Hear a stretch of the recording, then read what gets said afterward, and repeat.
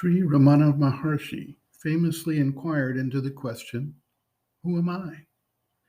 Through constant self-examination with this question, the seeker begins to separate himself from the idea that he is the body, or the particular life energy formation or mental sense that makes up his external surface personality and being.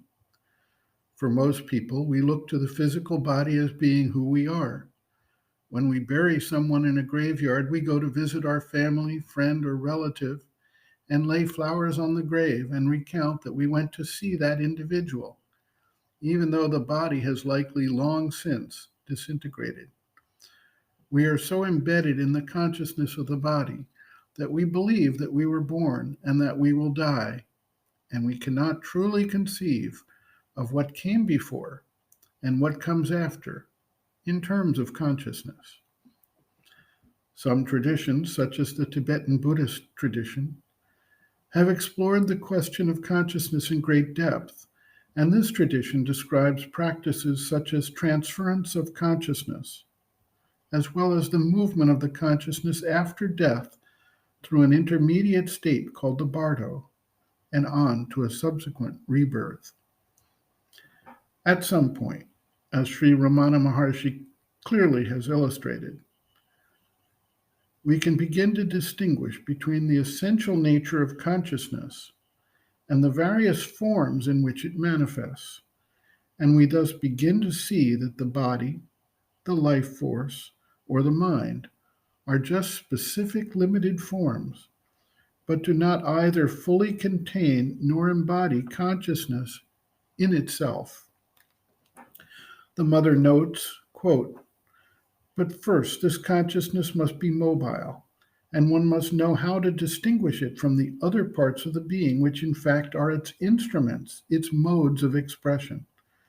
The consciousness must make use of these things, and not you mistake these things for the consciousness.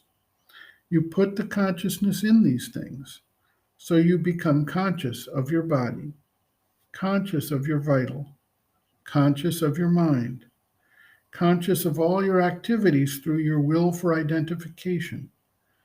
But for this, first, your consciousness must not be completely entangled, mingled, joined, so to say, with all these things. It must not take them for itself, must not be mistaken. When one thinks of himself, obviously out of millions of men, perhaps there are not 10 who do otherwise, he thinks, myself, that's my body, that's what I call myself. What's like this?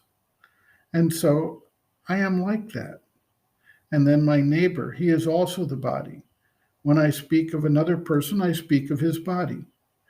And so, as long as one is in this state, he is the plaything of all possible movements and has no self-control.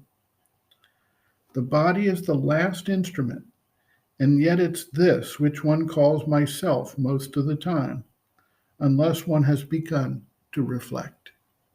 End quote.